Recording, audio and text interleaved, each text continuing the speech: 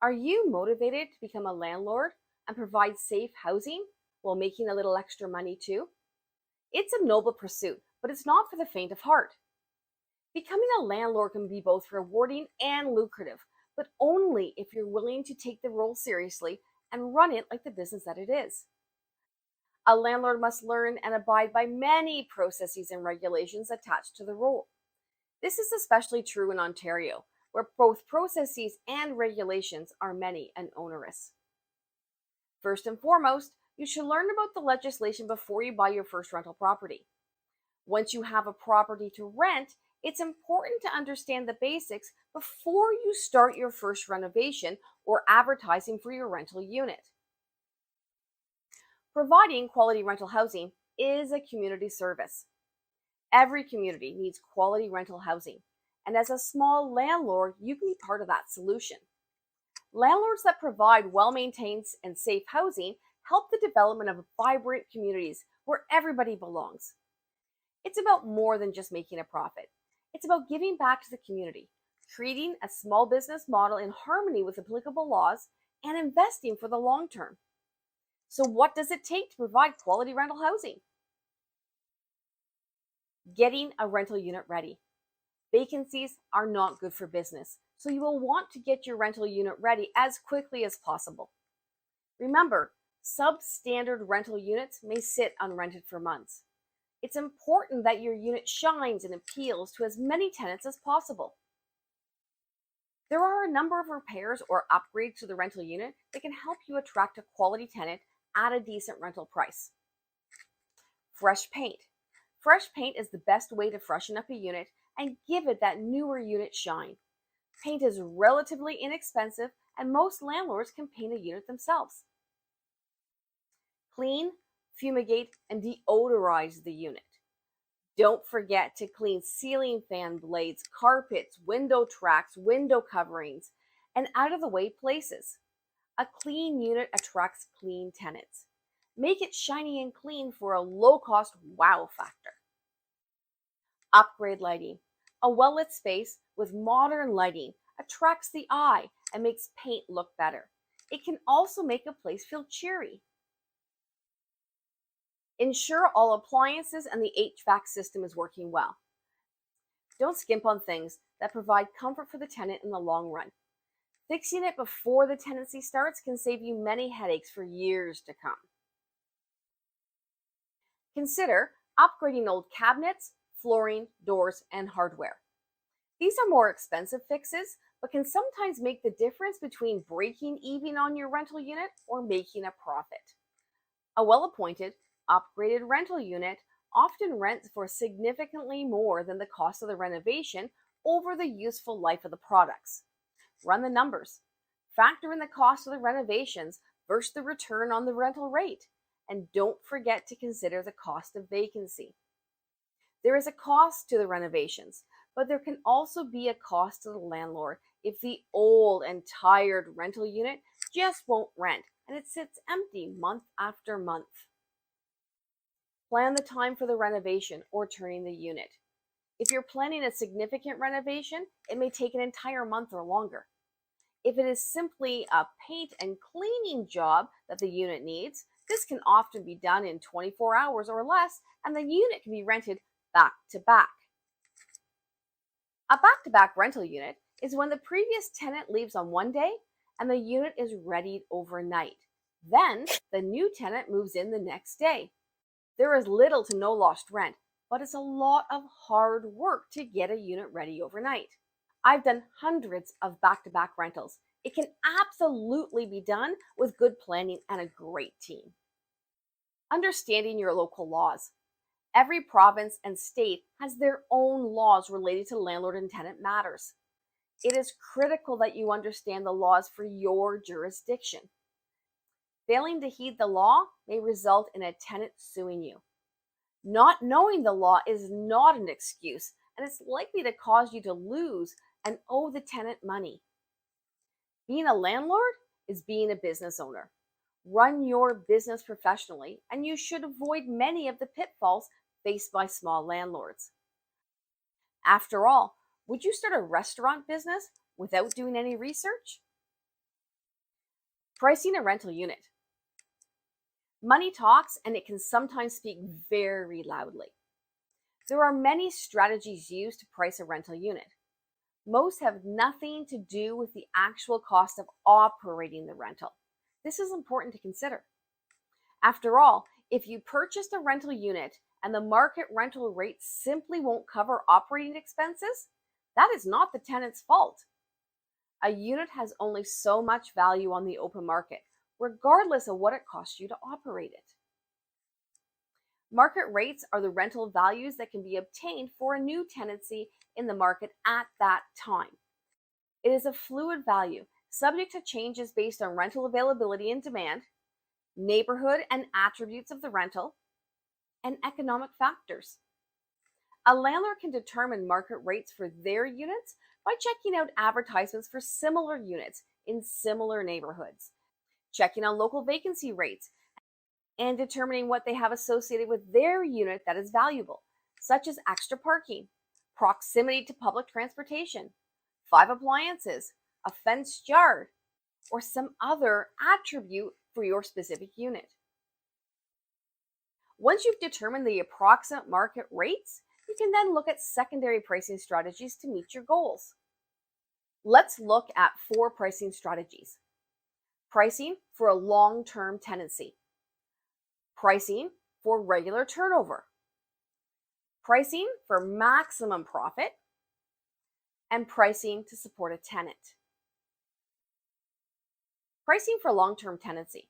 Some landlords desire to have long-term tenants that remain in a unit for many years. This generally reduces the cost of unit turnover, reduces vacant unit maintenance costs, and can be easy for the landlord. In this case, the landlord would want to price the unit under the top market rates, which would generate significant interest in the unit, thus allowing the landlord to select the tenant they feel is most likely to remain for the long term. The downside to this strategy is that the rent increases for sitting tenants are generally small, and the gap between market rates and the current rent will grow over time. This means profit margins are likely to drop as the years go by. The landlord will need to weigh the return on investment versus the anticipated reduced workload to see if this type of pricing strategy is for them. Pricing for regular turnover. If the unit is in an area where turnover is high, such as student housing or a housing complex favored by transient workers, then the landlord will need to factor in the cost of turnover into the rents while still maintaining a competitive rental rate. This can sometimes be tricky, as you need to rent the unit and need to factor in painting every so often, damages, and the cost of lost rent due to vacancy. However, most rentals that cater to transient tenants will offer shorter leases in exchange for a higher rent. This can be a win for all parties. Pricing for maximum profit. Landlords that price really high to maximize their profit often earns them and other landlords by association a bad reputation. It's not wrong, it's just unpopular. If demand is high and the supply is low, a landlord can capitalize on increased rental rates. In Ontario, units that are rent control exempt can also increase rates every year above the guideline amount. A landlord should be wary of this type of pricing strategy. While it may make you money in the short term, developing a poor reputation can hurt you in the long run. Pricing to support a tenant, also known as private subsidy. This is where a landlord prices a unit below market rates to provide a hand up to a family member, a vulnerable member of society, or just because they can afford to do so. It's a noble action. Unfortunately, it often comes with negative consequences. Not only may a landlord lose money each month, but if the tenant does not pay, the chance of recovering those lost funds is unlikely. This is not intended to dissuade a landlord from providing private subsidy. Just ensure you do your due diligence and don't expect gratitude. Profit is not a 4-letter word. In business, profit is necessary to ensure the survival of the business and those that rely on that business. In the landlord business, profit is often frowned upon and is one of the reasons I believe that so many landlords are fleeing the business. Don't be embarrassed to make a profit.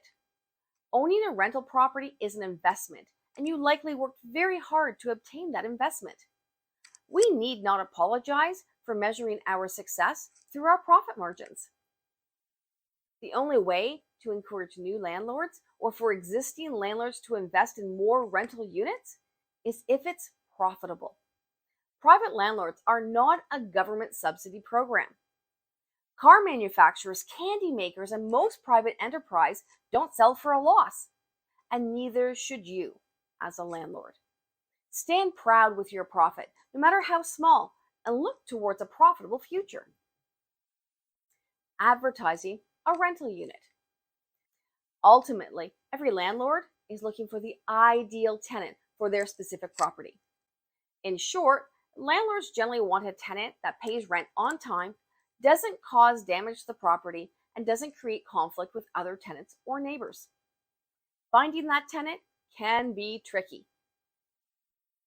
Attracting a great tenant starts with the headline.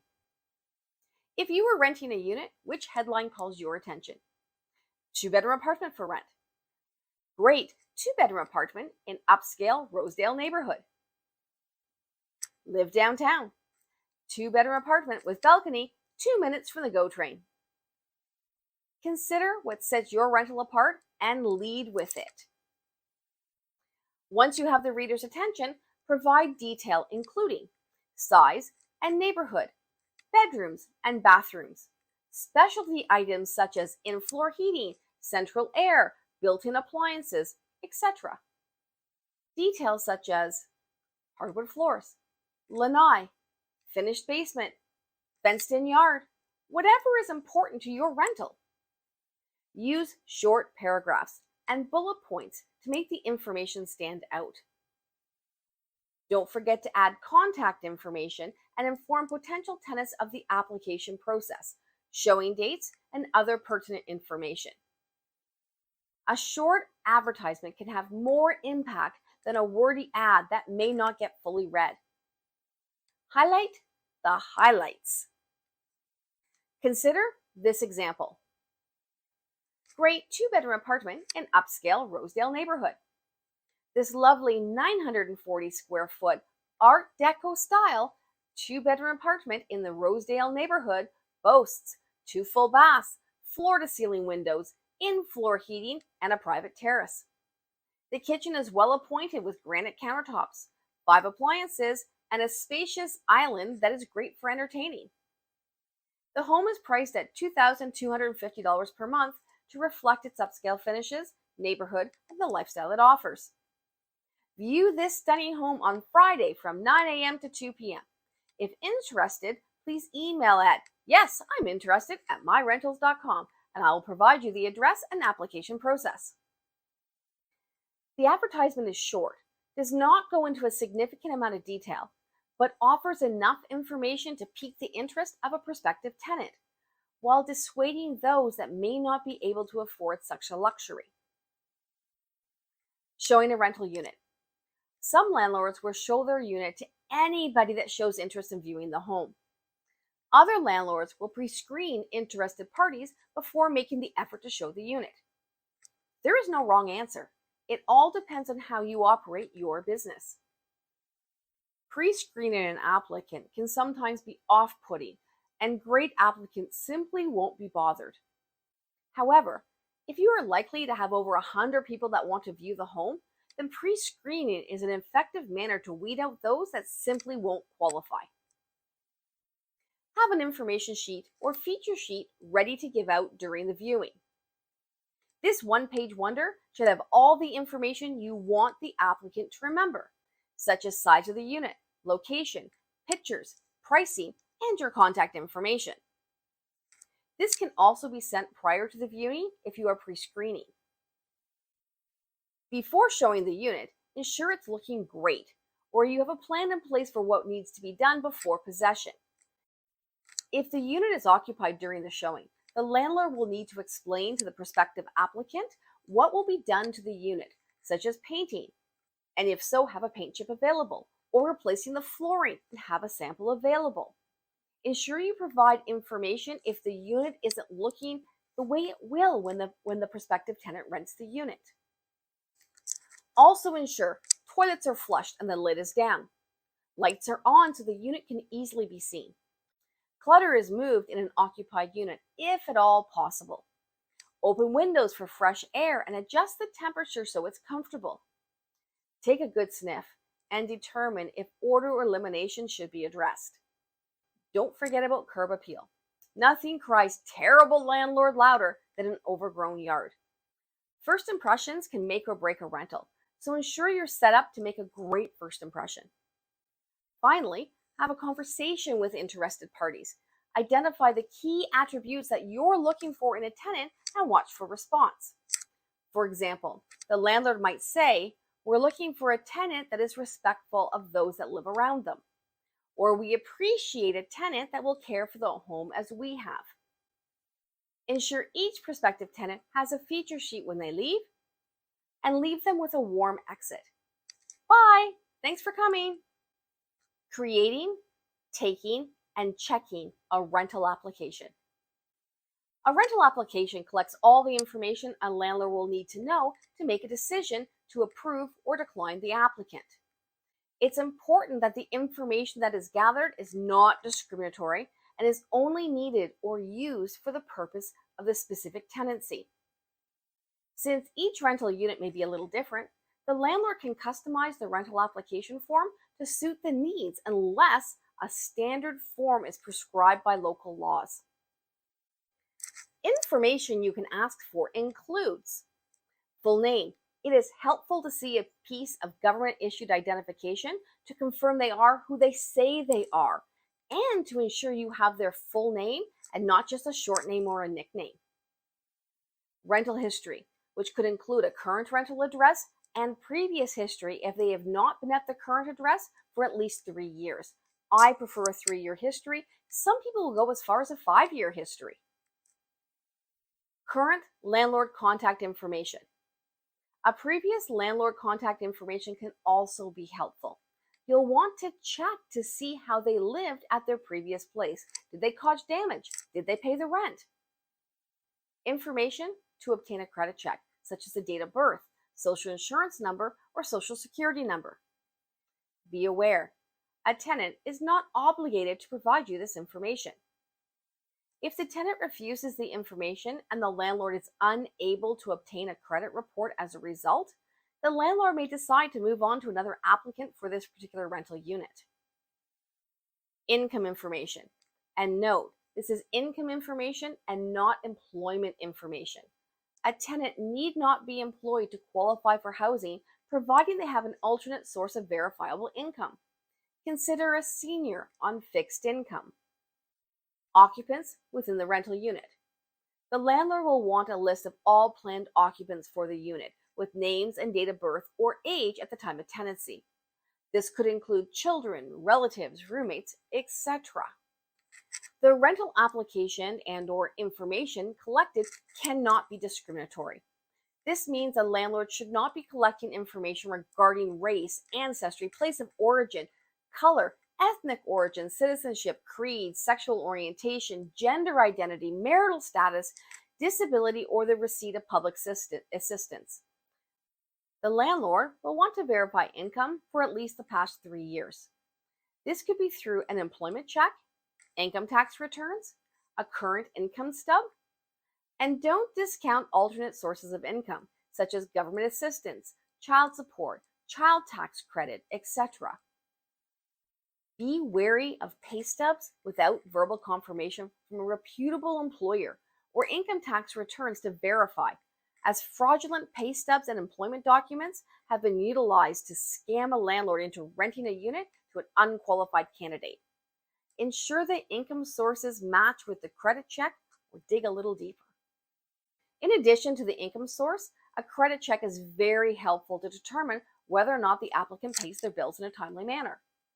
If the applicant does not pay bills in a timely manner, there is a strong possibility that the rent may not be paid on time or at all. If the applicant does not have a credit history, then the other sources of information are particularly important. Finally, a previous landlord check can make or break an application. Many landlords will not provide information, but will answer a direct question. Questions you should consider asking are: verify the applicant's name and the dates they rented from this landlord. How many people lived in the rental unit? Did the person pay the rent on time over the past 12 months? Were they ever late? Was a notice to terminate for late payment or behavior issued to the tenant at any point during the tenancy? Has the person provided a proper notice to vacate? Does the person have a pet? Has a recent inspection of the unit been performed? If so, are there any anticipated damages? And finally, would you rent to them again? A landlord reference can provide you with valuable information about how the tenant has behaved in the past, and it could be a good indicator for future behavior. If the income, landlord reference, or credit check are all excellent, then you've likely got a great tenancy ahead of you. However, if one or more of the checks are unexpected or poor, then you may need to take a good look at the risk of accepting that particular tenant. You can always consider a guarantor. For a guarantor, I do an income check and a credit check. Both must be excellent for me to consider moving forward.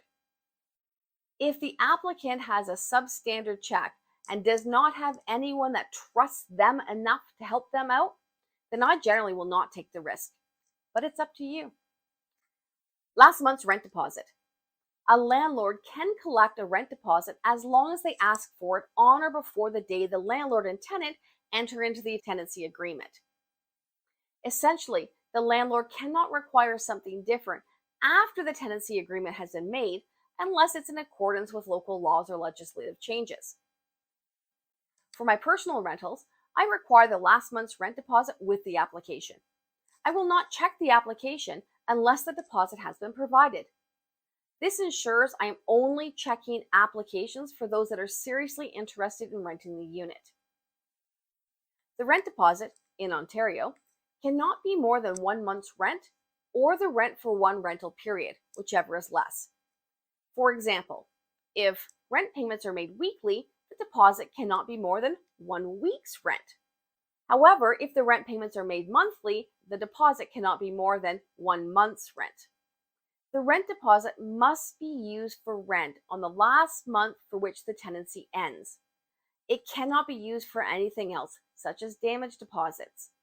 Let's be clear for what it means when the tenancy ends. This is the last month that the tenant actually resides in the unit, or the last month they should have resided in the unit if they fail to give you proper notice. It isn't the last month of the lease or some random time when the tenant says, hey, can you use my last month's rent for this month? I don't have the rent. That's not what a rent deposit should be used for. The rent deposit must be used for the rent of the last month before the tenancy ends. Pet deposits and damage deposits. Some areas allow a pet or a damage deposit, so check your local laws. In Ontario, pet deposits and damage deposits are not permitted. A landlord cannot collect a damage deposit to pay for future potential damages done to the unit, regardless of pets, smoking, or occupants. A landlord can collect a last month's rent deposit, but cannot use that last month's rent deposit to cover damages in the unit. The rent deposit can only be used for the last month's rent before the tenancy ends. If the landlord finds that a tenant has damaged the rental unit or caused damage to the building, the landlord can ask them to pay for those damages or provide the tenant with an N5 for damages. If the tenant doesn't pay, the landlord can apply to the Landlord-Tenant Board to determine if those damages are collectible and if they can receive an order for said damages. This form is commonly known as an L2. Accepting an applicant. A landlord must make a decision based on the application submitted. Often, the application may not have all the information or documentation requested.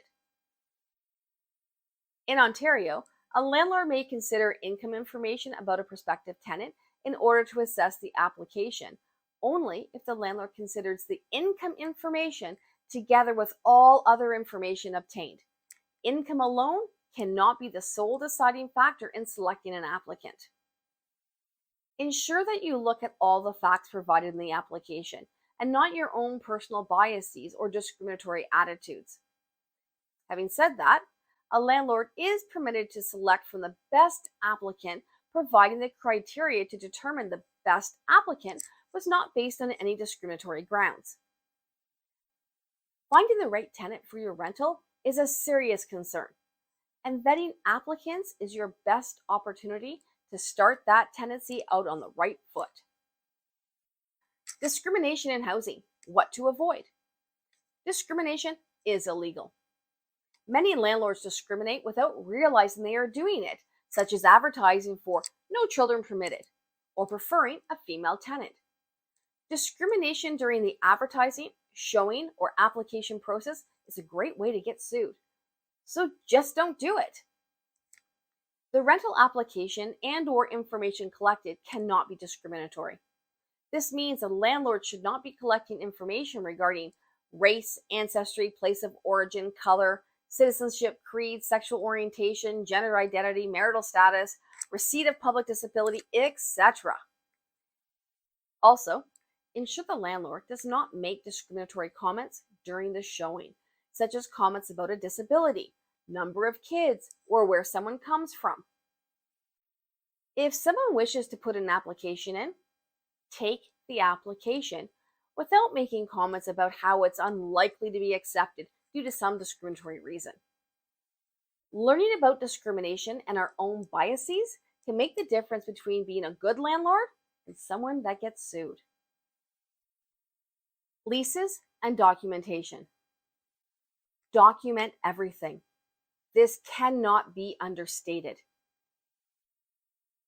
Document your advertisement, contact with the applicant, decision-making process for both accepted and declined applicants. Maintain a copy of the application, verification process, and keep everything confidential. Once an applicant is approved, it's time to create the lease. As of April 30th, 2018, all lease agreements in Ontario must be in writing using the form called the Residential Tenancy Agreement Standard Form of Lease. This document spells out all key information related to the tenancy, such as names of lessees, occupants, rent owing, if there's a rent deposit, if tenant insurance is required, and it provides significant information to the tenants on their rights and the obligations of the landlord. It is important that the information in this document is correct. For example, if you have not collected last month's rent deposit, then ensure it is stated in the lease. If left blank, you create ambiguity. Errors will be in favor of the tenant, so ensure you complete all sections. A landlord can add an addendum to the standard form of lease to capture other components required, such as window coverings, appliances, water beds, how to obtain maintenance, etc., as well as any building rules that may be applicable. This is where the landlord would include information about condominium rules if the rental is in a registered condominium. A copy of the standard form of lease can be obtained on the Ontario Landlord Tenant Board site or the Ministry of Housing's website. Giving keys. Giving possession of the rental unit. Before you give keys to the rental unit, ensure all the documentation and payments are made. A tenant is usually quite cooperative in order to obtain the unit. However, once keys are provided, the tenant may no longer have any incentive to provide further information. Go over your checklist to ensure you have everything you need, such as last month's rent deposit, first month's rent, confirmation that the utilities were switched into their name, if applicable, insurance information, vehicle information for parking, determine future rent payment methods, completed condominium forms, if applicable. Ensure the tenant has received a copy of the lease and any addendums. Start the tenancy out right by ensuring everything is complete before handing over the keys. As a landlord, your primary interest is in making a profit, and this cannot be done successfully if your rents are not received in a timely manner.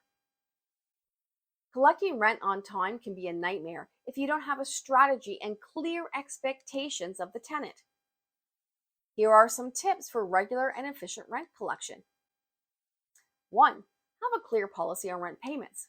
Where to make a rent payment, when rent is due, who it's payable to. Also share the policy on the collection of late rents. Rent expectations should be communicated to the tenant in the lease agreement.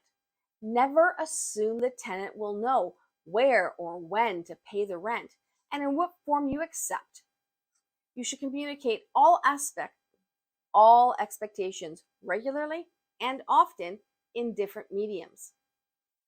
Your communication could include what address non-cash payments should be sent to and when they must be received by, how to pay rent in cash if you accept cash, who the check is payable if you accept a personal check, what to do and who to contact if the rent will be late, what happens if a check is returned by the bank regardless of reason, and if there are any penalties for late rent and how they will be collected. Collect rent on the first of the month or the next business day without fail. If you do not have a rent payment in hand on the first of the month, then knock on the door and ask for the rent. If the tenant is not home when you try to collect, ensure you leave a standard collection notice under their door so they will know you were here and how they can resolve the outstanding issue. Of course, everything you do should be sanctioned by applicable legislation. Take post-dated checks if the tenant offers them. Be aware that some landlord-tenant legislation does not permit the landlord to demand post-dated checks. The collection of outstanding rent matters. If the rent is not paid, call to remind the tenant of their obligation until a satisfactory resolution can be arranged. If the tenant indicates they will have the rent for you on the 5th of the month, set up a time to meet them and collect the rent on the 5th. Never make deductions from the rent. If you have hired a tenant to do a job around the building, pay them instead of having it deducted from their rent payment. If you have allowed a tenant to do a repair and said you would reimburse them, pay them instead of deducting it from the rent. This way you can always tell if the rent is paid in full and you are in control of the expenses for which you pay. While it may be expensive to file with the tribunal or court and take a day off work to appear at a hearing, it may be warranted to collect outstanding rent. This is especially true if the tenant has already vacated the rental premises and there is no salvaging the rental relationship. Once you receive judgment for the outstanding balance, you have the opportunity to collect in many ways. Collection measures include putting a lien on their assets, such as a car or home, or garnishing their wages. Don't be afraid to collect what is rightfully yours. However, one must remember the business relationship and not fall into petty squabbles. Remember, establishing yourself as a professional, responsible, and considerate business person will set the stage to reap long-term benefits. Business integrity and values and ethical business conduct are key drivers of success. The landlord is responsible for providing and maintaining a residential complex, including the rental units in it, in a good state of repair and fit for habitation. It must comply with health, safety, housing, and maintenance standards. This means the landlord must have a mechanism to accept maintenance requests. It could be as simple as an email or a form to complete and drop off. I would suggest that all maintenance requests be required in a form of writing to ensure there is no misunderstanding. If something no longer works due to normal wear and tear, or because it breaks or just wears out, the landlord must repair it so that it works properly or replace it. For example, if the fridge handle breaks off and the fridge is 15 years old, that would be likely considered normal wear and tear, regardless of the forces used to break the fridge. If it happens to a fridge that is fairly new and the damage looks like it's from improper use or abuse, then it may be argued that it could be damage. The landlord needs to consider how an item broke, but also the age of the item. Sometimes things just break because they're old and at the end of their useful life. If a tenant breaks something that is not through normal wear and tear, such as putting holes in the walls, kicking in a door, ripping a cabinet off a wall, breaking a window, or other damage not consistent with normal wear and tear, the tenant is responsible to pay for any undue damage. If a tenant has such damage, a landlord might consider discussing the matter with the tenant, documenting the conversation with a summary letter to the tenant, and if the tenant will not pay for the damage, then file with the local system to collect or evict. In Ontario, that would be an N5 for damages followed by an L2 application. Annual maintenance inspections and why you want to do these. Many landlords wait for a tenant to request maintenance before they act. A proactive landlord will complete an annual maintenance inspection to determine that everything is in good repair, which will save you time and money over the long run. Consider a leaky faucet that is eroding the countertop. It may not bother the tenant, but it may cost the landlord thousands to replace that countertop. What about a leaky tap or running toilet? Again, it may not bother the tenant, but the landlord is likely paying an expensive water bill. There are many obligations for a landlord that can be easily managed through an inspection every 6 months or once a year.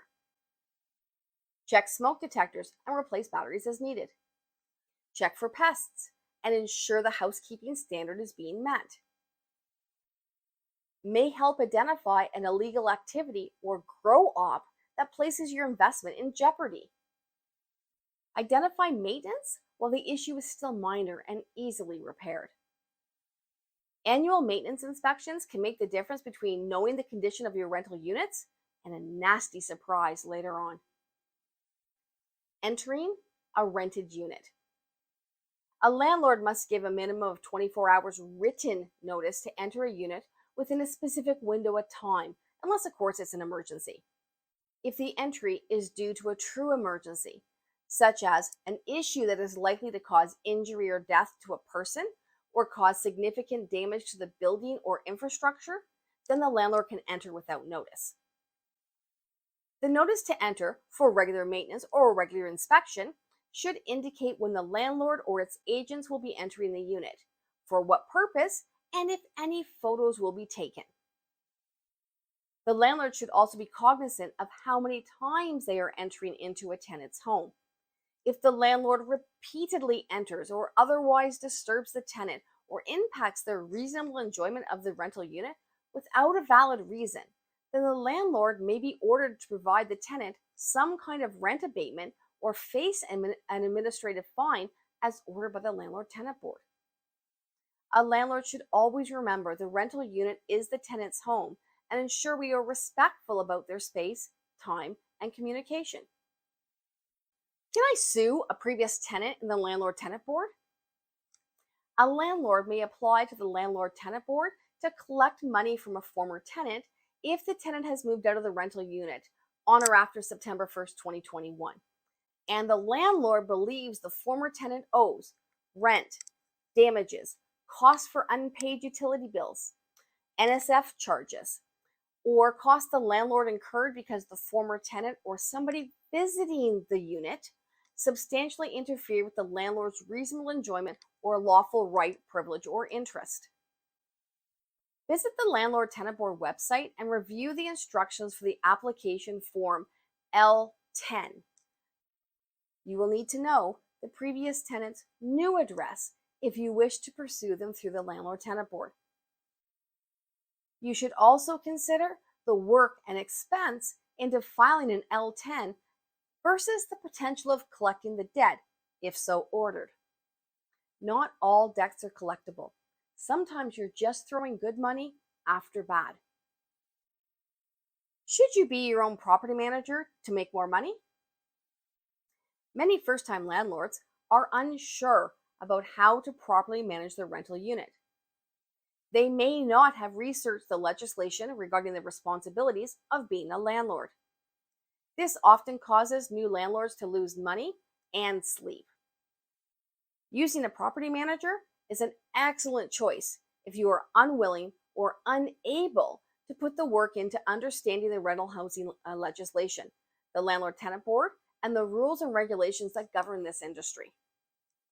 However, if you plan to be a professional landlord, then spending the time to learn about the Residential Tenancies Act, read the practices of the Landlord Tenant Board, and learn about building code, fire code, and the obligations a landlord has, then you can save yourself a lot of money by being your own property manager. Top 4 things to know before buying a rental property are: realize you will become a business owner with all the responsibilities that go along with that business. You must learn the legislation, rules, and codes to keep yourself out of trouble. You are liable for the accommodations you provide and for any errors you make. Errors can have significant financial consequences. Earning a profit is permitted. For most landlords, we plan to earn a profit. While this is unpopular in today's society, earning a profit is not a crime. Remember, being a landlord is not for the faint of heart, but it can be both rewarding and lucrative if you're willing to take the role seriously and run it like the business that it is.